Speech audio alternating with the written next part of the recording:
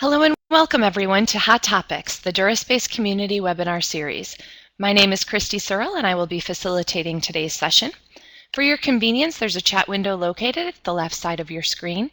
Feel free to type any questions you may have in the text box of the chat window and hit enter to send.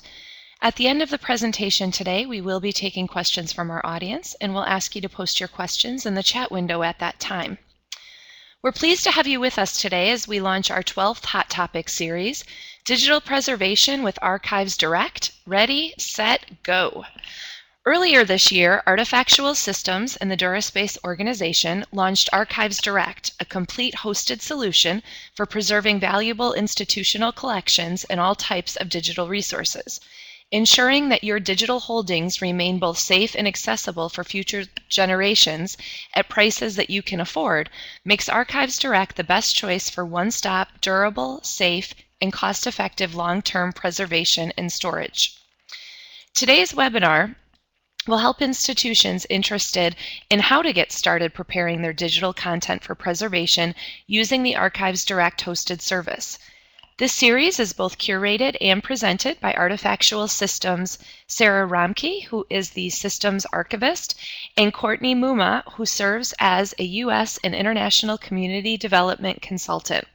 I will turn it over to them to get us started.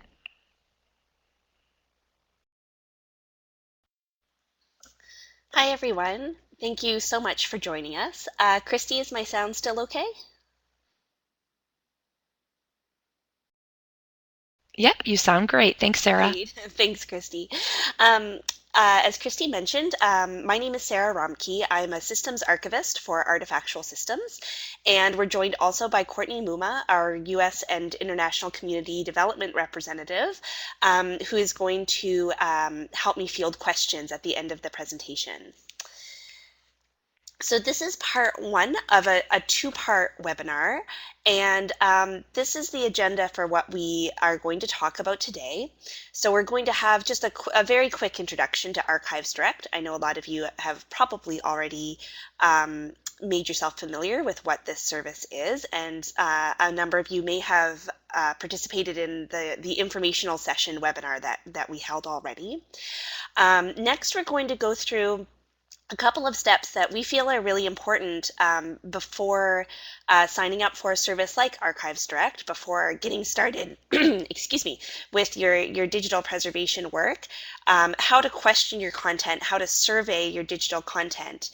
Then we're going to talk about how specifically you would prepare this content for ArchivesDirect, and we're going to do that by describing what the end-to-end ArchivesDirect process is like, and we're going to do a couple of pretend case studies to give examples of how this could work in real-life situations.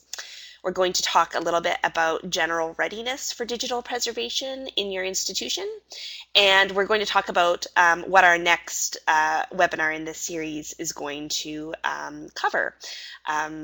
Next time will be go, and this webinar is really ready, set. If you have questions throughout, you can feel free to add them to the chat window, but we'll probably not stop to actually field questions until the end of the webinar, until the question period. But please do type them as you think of them if that's better for you. So first, in brief, what is ArchivesDirect? And Christy already gave us an introduction to the service. So it's a hosted service offered by DuraSpace. A number of you may already be customers of other DuraSpace hosted systems such as DSpaceDirect. The support, training, and digital preservation consulting is provided by us at Artefactual Systems.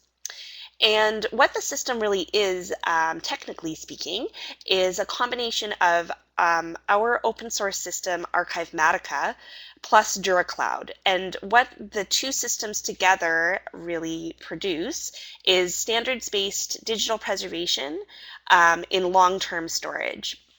So Archivematica, for those who maybe aren't as familiar, has the basic goal of creating archival information packages, or AIPs, for long-term storage of digital content.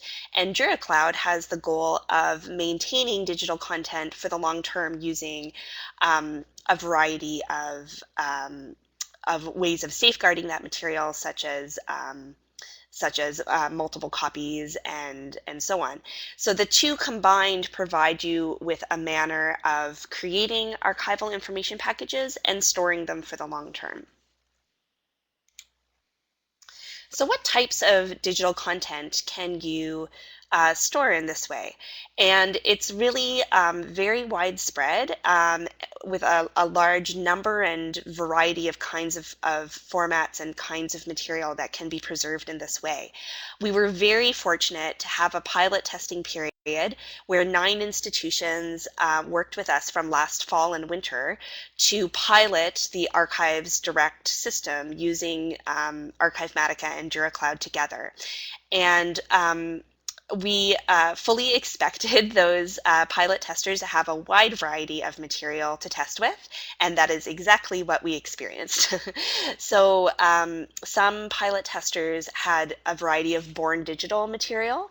So this could be government and university records. In a school setting, there was some student artwork, as well as electronic theses and dissertations. And all of this material came in a wide variety of formats: audiovisual, textual, geospatial, websites, presentations, images, databases.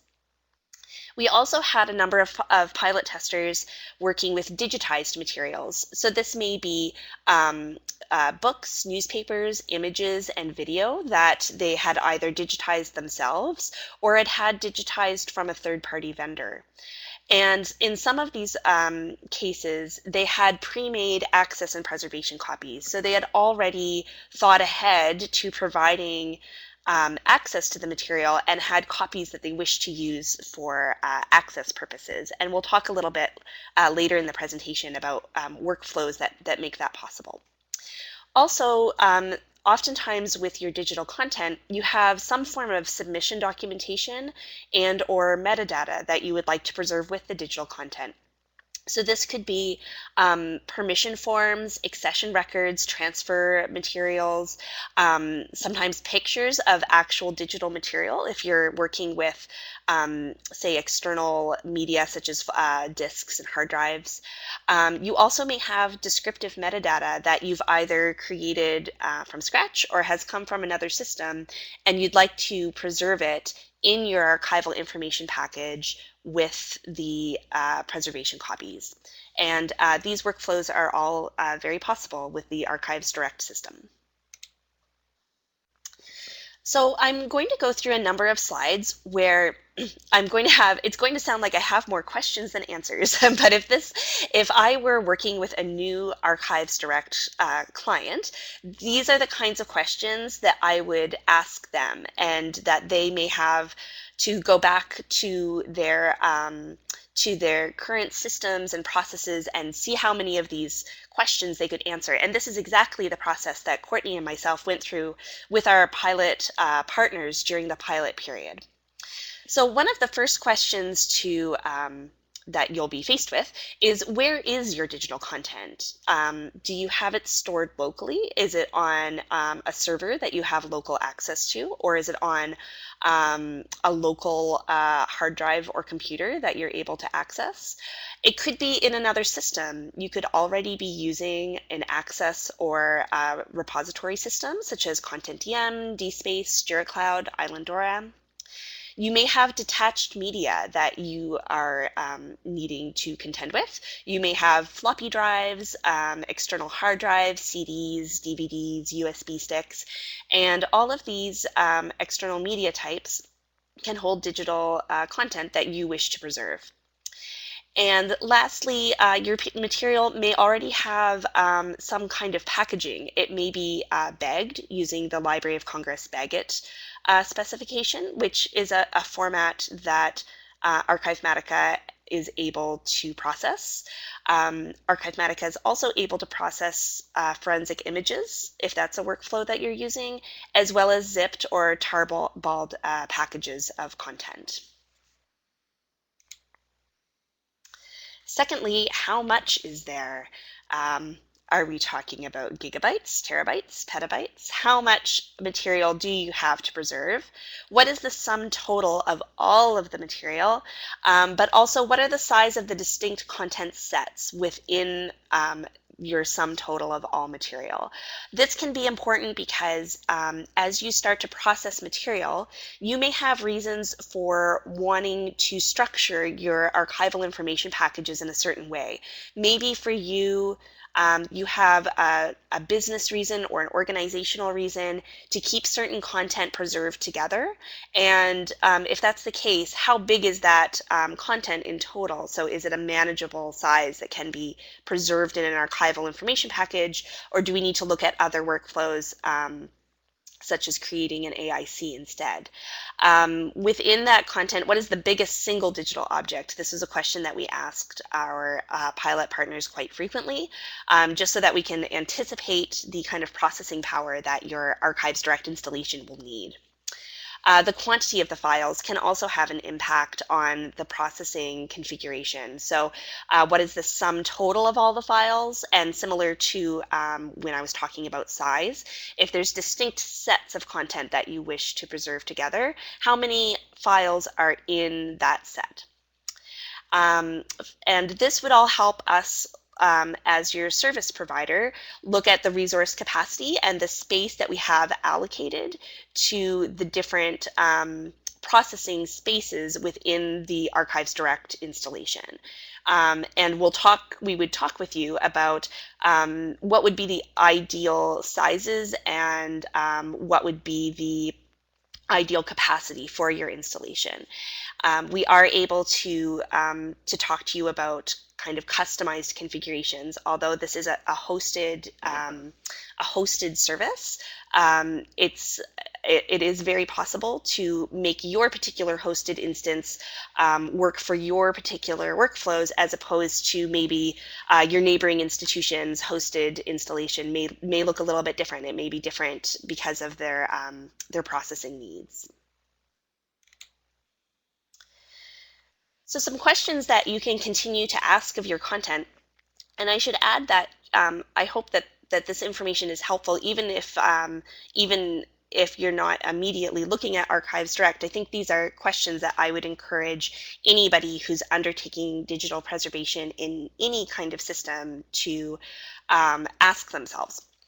Do you have descriptive metadata? And if you do you have a requirement for it to be preserved with your digital preservation copies? Does it already exist? Do you need to add it? Is your metadata related to simple objects like a collection of individual images, or is it more complex, such as page-level metadata for books or newspapers?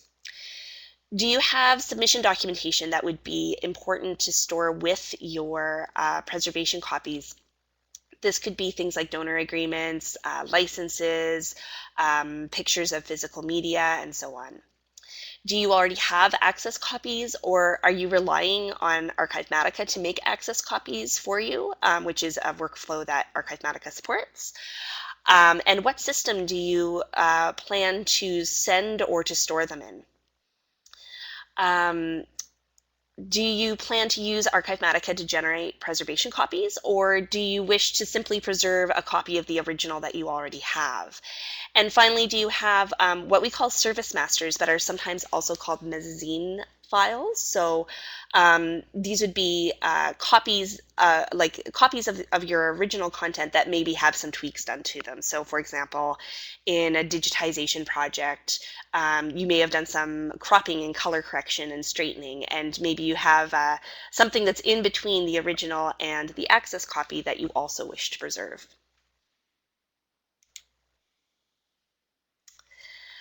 more questions to consider. I did promise that it would sound like I had more questions than answers.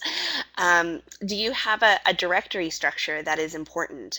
This could be for a number of reasons. One could be that you're trying to reflect the original order of born digital material that came from an external creator.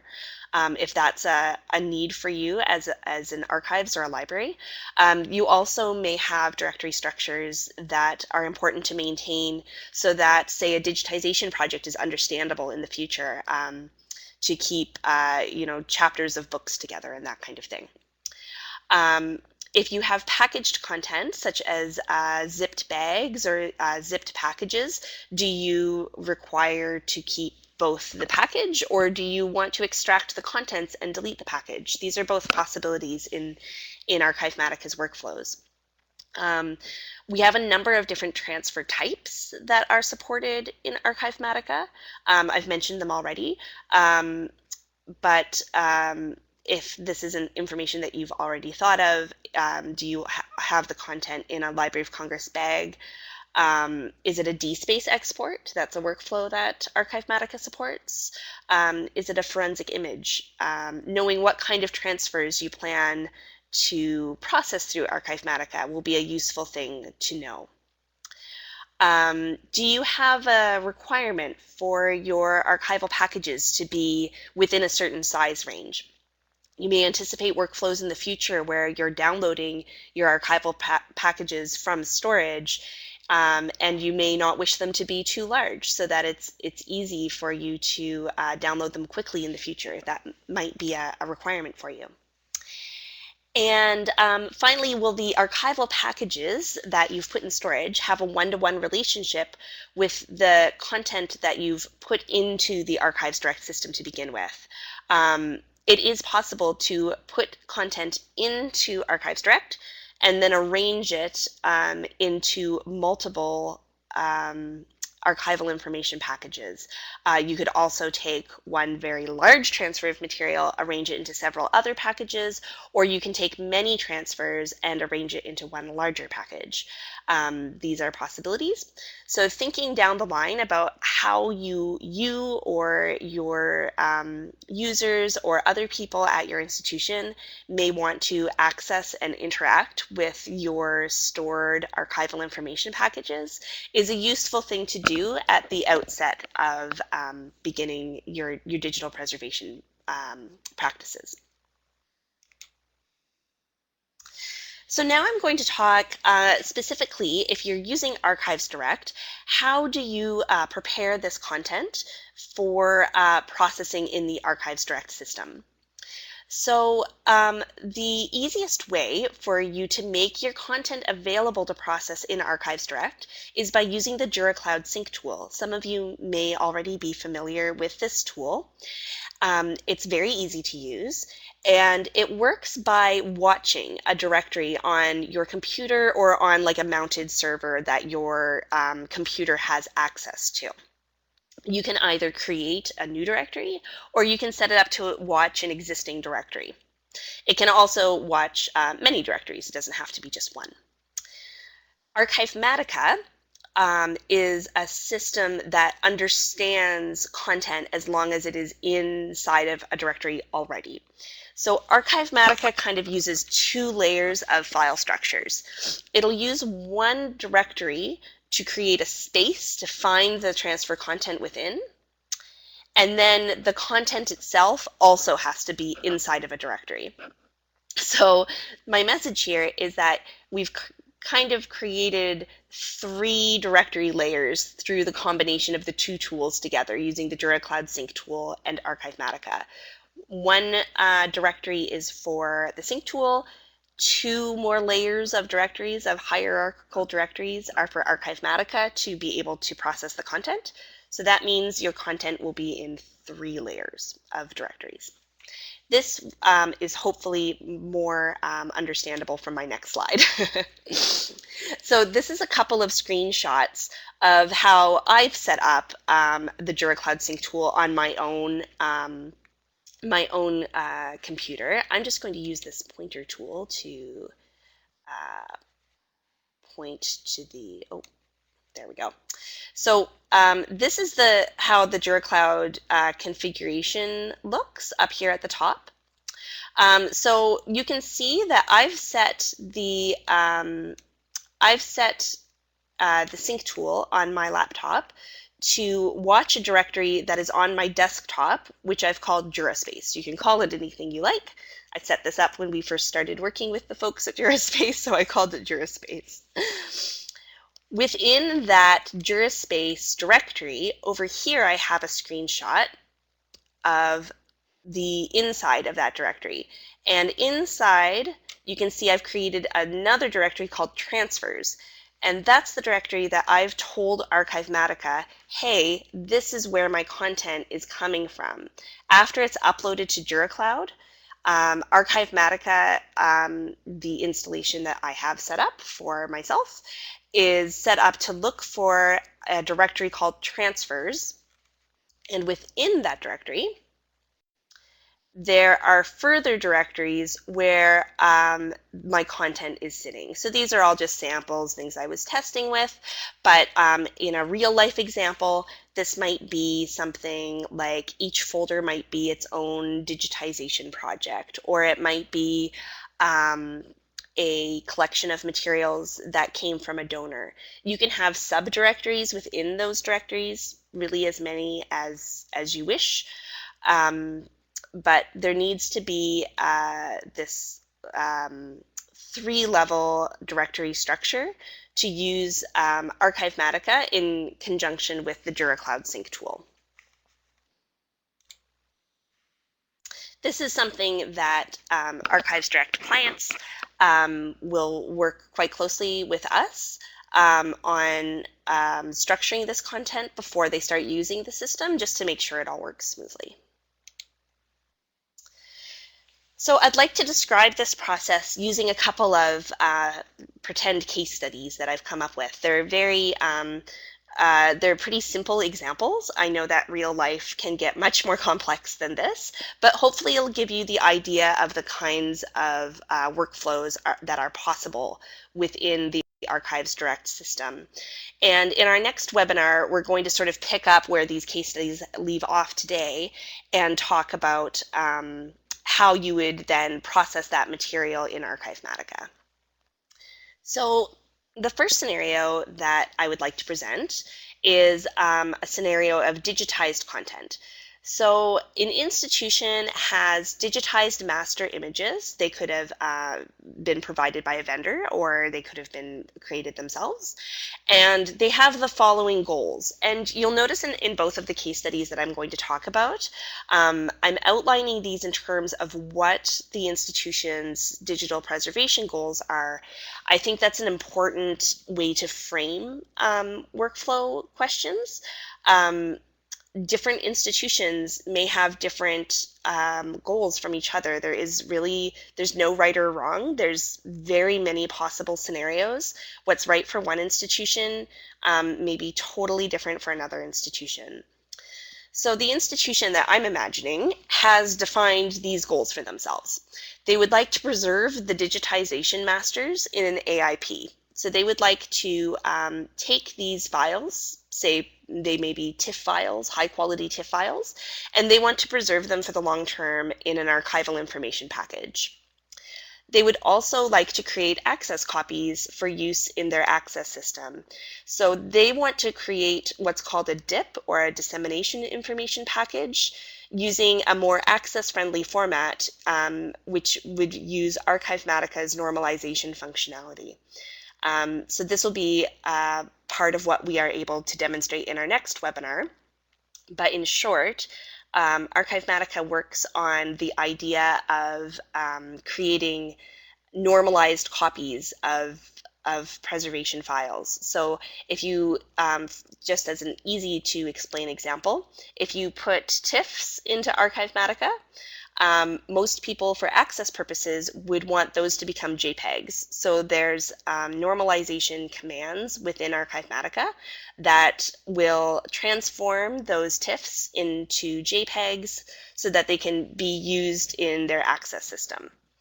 JPEGs TIFF to JPEG is just an example. That's a rule that you can customize in your own Archivematica installation. This institution would also like to include Dublin Core metadata in both their the archival information package. They want it preserved alongside the preservation masters, and they would also like to include that Dublin Core metadata in their dissemination information package, or their DIP, along with their access copies. So this is how that institution would prepare their content for processing in ArchivesDirect. They would create a metadata.csv file, which is a workflow that Archivematica supports, using the instructions on the Archivematica documentation website. That would be something that we would happily help an ArchivesDirect client achieve.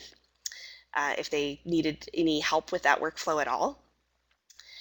They would take all of their digital content, all of those TIFF files, let's say, and they would put them inside a directory called objects. And subdirectories would be okay too. If they needed to have, say it was a newspaper digitization project and they wanted to organize their directories by the volume of the newspaper, that is absolutely acceptable.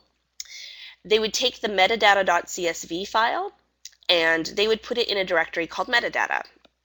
This way, Archivematica, when it receives that file, it will understand that there's metadata included and that it has to take actions on it for it to be included in the archival information package and with the dissemination package as well.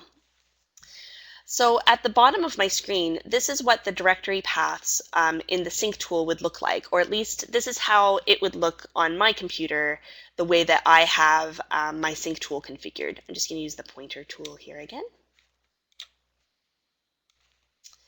So here, this first path, you can see that we have the name of my sync folder, which was DuraSpace. The name of the directory within it that Archivematica is looking for transfers within. I've called it transfers. Then I would create a folder maybe with the collection name, or you could use an accession number or something else to identify that content in an easy way for processing when you get to Archivematica to process it. Within that, I would create an objects directory, and that is where I would place my original TIFF files.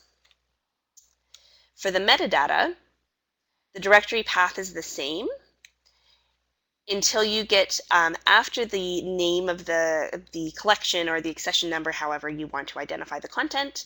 You would create this folder called metadata with a metadata.csv file inside. So that is case study 1. Case study 2, I'd like to talk a little bit about born digital content. We had a number of pilot partners using both of these kinds of studies during the pilot testing period. So in this scenario, an institution has content that came from an external donor or perhaps from another department, and it wishes to preserve the material in AIPs. We could suppose maybe that the access situation is unclear for the moment. They're not sure if they're going to be able to provide access to this material immediately, or if they're going to have to wait for some kind of embargo period to end. But just in case, they would like to make access copies so that they have them for when the time comes that access can be provided to this content online. So before syncing this content through the DuraCloud sync tool, this is what I would suggest that the institution consider. Is the structure as transferred from the creator important? If it is, if you've decided that is original order that needs to be maintained for preservation purposes, for the understandability of the content, that is very possible. It can and will be retained in the AIP, so long as it is transferred, synced up to DuraCloud in that way and processed through Archivematica as is. Otherwise, are there some other kind of logical groupings within the collection that you wish to make transfers from? Do you need to do the whole collection as one large transfer into the system? If so, how large is it? Do we have the processing power available to you, or do we need to do some configuration changes to make that more feasible for you? Once you've sort of given some thought into how you would like to transfer and process this material, then you'll be better prepared to sync the content using the DuraCloud Sync tool. So that might require some changes to the way that it's organized. It might mean dropping directories into different subdirectories so that it's easier to transfer smaller groups of it at a time. And once you're prepared to do that, you can move this content to your watch directory, or you can configure the sync tool to watch the directory as it is in its current location. So you may have made a transfer from, say, an external media, like an external hard drive, onto a local server.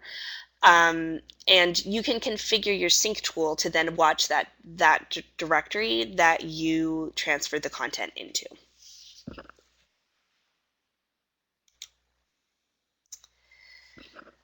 So these are some other factors that Courtney and I both really encourage our clients and our colleagues to consider when they're talking about digital preservation in their institution. We really believe that hosted solutions such as ArchivesDirect are a huge help for a lot of institutions to meet their digital preservation goals. But anybody with experience in digital preservation will tell you that it has as much to do with people and policies as it does with technology. So there's a lot to consider within your institution outside of the services that you may have decided to use, such as ArchivesDirect. One of the things that I would encourage everybody to think about is, have you put much thought into writing a digital preservation policy? What kinds of content is your institution prepared to preserve? What kinds of sources are you prepared to have it come from? There's lots of great examples out there in the world of institutions who have written digital preservation policies. I would encourage you to look into that for your institution if you haven't thought about it already. Are you preparing to do the TRAC audit or self-audit? TRAC is the Trusted Repository Audit Certification, and it's a very comprehensive checklist of things that institutions should either have implemented or be considering to implement if they wish to undertake digital preservation. That's not to say that all institutions who are preserving digital content need to do a TRAC audit.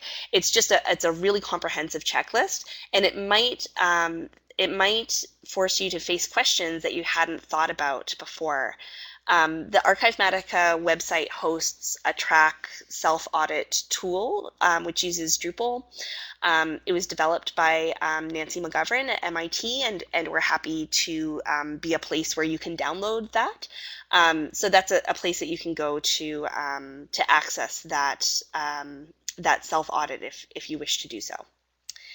Outside of the technology that ArchivesDirect offers, there's also other hardware and software that can help you make safe acquisitions from donors. I guess by safe, I mean acquisitions that either don't alter the content in the process of moving it from the donor's computer to your own servers, or doesn't, take along viruses with it, and so on and so forth. So some of these tools that you might consider would be a piece of hardware like a write blocker, and there's other digital forensics tools that we encourage you to think about. Curated is a fantastic another open source project that will have quite a lot to offer you if you're making these types of acquisitions. And finally, something that I know I was faced with when I was a collections archivist and making digital acquisitions, have you considered if your donation form is really appropriate for born digital content? And this could be true also of like transfer agreements within organizations. So if you're accepting records from government departments or university departments, you may have transfer agreements.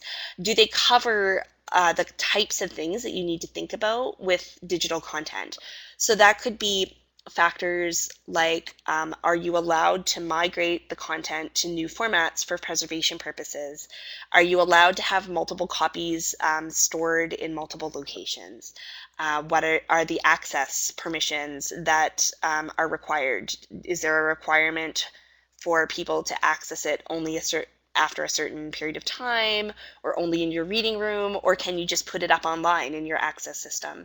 These are all questions that the typical signing over your donation archives agreements don't typically cover. Again, there's great examples out there of donation forms that you can look at, and I would encourage you to ask around and talk to colleagues at other places if this is something that you haven't already thought of. So, just a brief description of what we'll cover next time. So like I said, this webinar was ready, set, and next time is go. So our next webinar in the series is on May 26th. And we're going to cover how to actually process the content in Archivematica. So we're going to suppose that you've synced content into DuraCloud and you're ready to process it through Archivematica. We'll use both of these case study workflows that we just went through, and in describing those, we'll describe some of the Archivematica microservices or tasks that it can undertake that will help you make better archival information packages or dissemination information packages for these types of content. And we'll talk about how you would access or download AIPs that you've stored through ArchivesDirect.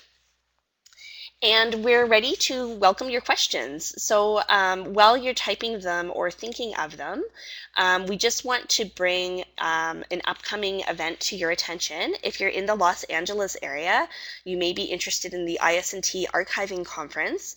And we're happy that there'll be a report from one of our pilot partners, Kevin Miller from Pepperdine University. Will be discussing his experiences using ArchivesDirect during our pilot period. And I think that in the conference circuit this year, there'll probably be some other opportunities to talk to other pilot partners as well. So hopefully you can meet a colleague or talk to a colleague who was one of our pilot partners and will have some experiences to share.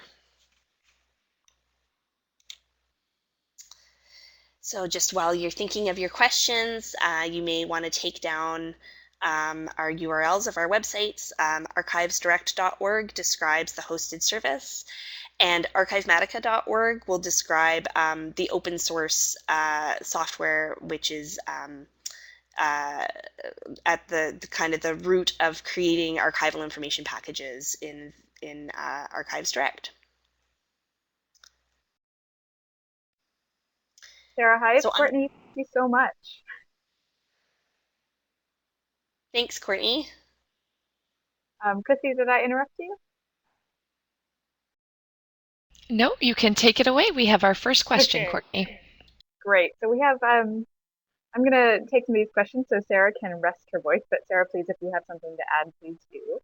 Our first question is from John from the University of Maryland. He asks, could you touch on what measures ArchiveDirect takes to ensure the security of uploaded content? Oh, and thanks for correcting that, but I assumed. Thanks, John. And actually, I think that the best person to take this question would actually be Carissa Smith from DuraCloud, because we're really talking about the security of the content that gets stored as an AIP. So let's just wait 1 second while Carissa gets her mic. and she could answer this question about the security of DuraCloud storage. Essentially, it's stored in DuraCloud, and basically when you're using ArchivesDirect, your content is in DuraCloud the entire time. So the entire archive map backup system is in DuraCloud while you're processing. As soon as you send it to DuraCloud from the sync tool, it's in DuraCloud. And then I see Carissa, I think, is joining us now. So Carissa, do you want to take the rest of that question? Absolutely. Courtney, just confirm that you can hear me okay, because I didn't do an audio check prior. Yeah, you sound great. Okay. So the DuraCloud sync tool and the DuraCloud platform itself have several layers of MD5 level bit integrity checks built in. So the synchronization tool that actually transfers your content into DuraCloud first conducts an MD5 calculation for every single content item that you are in the process of transferring to DuraCloud. When it actually lands in DuraCloud, another MD5 calculation is made to compare the one that was generated locally to the item that landed in DuraCloud to make sure that there wasn't any issues with the transfer of the content over the wire into DuraCloud. And then a follow-up MD5 level check is done when DuraCloud transfers that content off into Amazon's actual storage infrastructure, which is what DuraCloud leverages. So yet again, another MD5 check is run to make sure that the content item that lands in Amazon is indeed what you transferred to DuraCloud to begin with. So, and then in an ongoing fashion, DuraCloud then will query Amazon for what it thinks the MD5 value for the item is over the course of being stored at Amazon, and audit what Amazon is telling DuraCloud the MD5s are. So stream the items back out, recalculate the MD5s, and compare the DuraCloud calculated versions to what Amazon is reporting, just to make sure that Amazon is indeed keeping your content healthy as long as it lives in Amazon's infrastructure. So if you have any other follow-on questions about that, Josh, let me know. But it's a multi-step process with MD5 values being checked at various checkpoints along the way. I see that Josh is still typing, so I just want to make sure. Okay, he's asking about data encryption now, Carissa. It is not. DuraCloud doesn't provide any encryption tools at this point. You can certainly pass in encrypted data that was encrypted locally. It's something that we haven't taken strides on because there's some issues with a service provider encrypting data and keeping the key as well. We've heard from a lot of our constituents that they would be more comfortable encrypting the data locally and keeping the keys at their institution and just passing along the encrypted data to DuraCloud, and that is certainly allowable. We can accept encrypted data and then just do the MD5 checks on the encrypted data packages.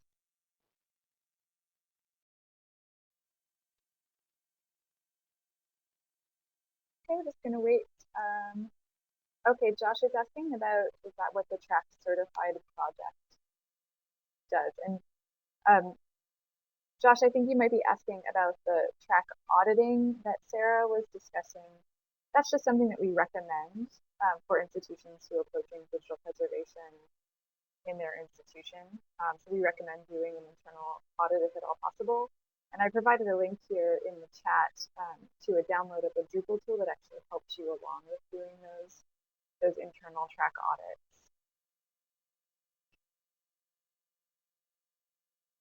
I see a few people typing, so I'm just going to wait a second here. I want to encourage you to especially ask questions, even if you have specific workflow questions about content that's in your repository, stuff that you think that you might need to process through a preservation system and store in DuraCloud, and maybe we can answer some of those setup questions for you and let you know if there are workflows for that in ArchivesDirect.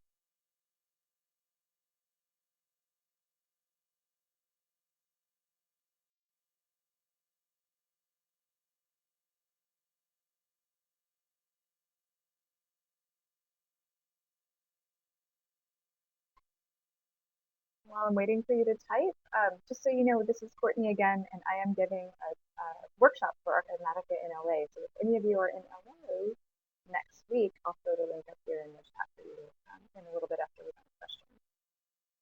Okay, I have a question from Delphine. If an institution does fixity checking, is there a cost to that, like Amazon Glacier, or would the cost be covered by the service agreement? And Krista can expound on this, but it is covered by the ArchivesDirect service agreement. Yep, that's right. So the integrity checks that DuraCloud does on a regular basis are included in the cost for the subscription. There's no additional charges there. I will be very transparent and say that we do not do integrity checks on Amazon Glacier content at this point. It is for Amazon S3 content. There is an MD5 check that is done when content is first transferred off into Glacier, but we don't stream content back out and do kind of regular auditing of Glacier content at this point.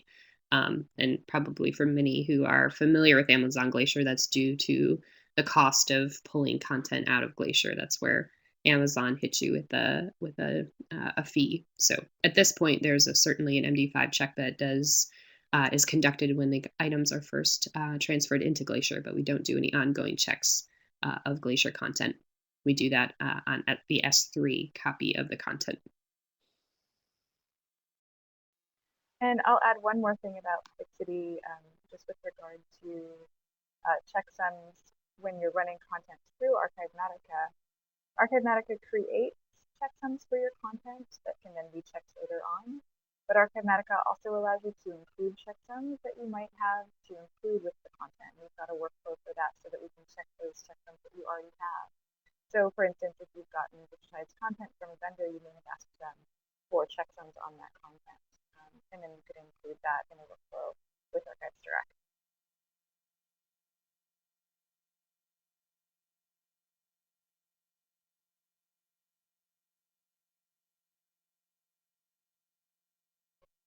Thank you. Thank you for the question.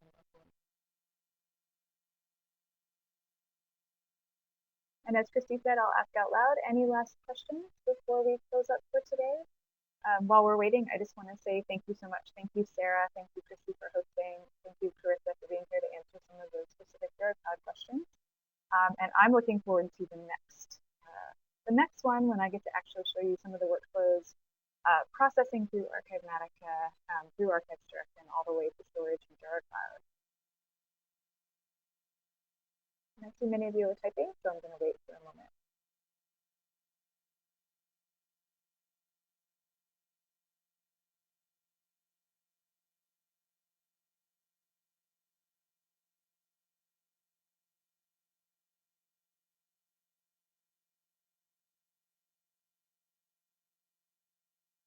Mike is asking, he says, I know the presentation will be available. Will the slides used also be downloadable by chance? And we can absolutely make those available for you, Mike. Yes, our session today is being recorded, and both the recording and presentation slides will be emailed to you since you have registered for the webinar. So you can access them. Most likely you'll get an email in your inbox tomorrow.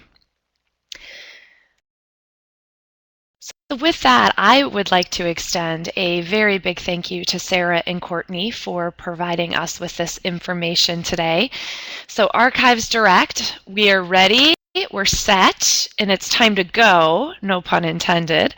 But it's time to conclude our session today, but also I hope that you are at our final session on Tuesday, May 26th, right here, same time, same place. We'll see you guys back then, and thank you so much to all of our attendees and presenters. We really appreciate it. This concludes our session. Please enjoy the rest of your day.